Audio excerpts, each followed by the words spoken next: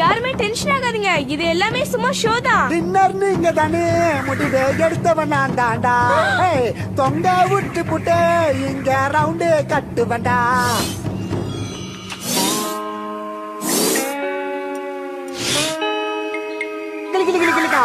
ஜல்சா பண்ணுங்கடா.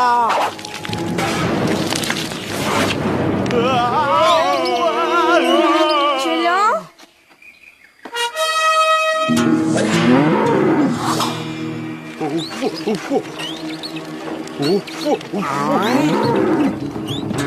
ஓடிப்போ.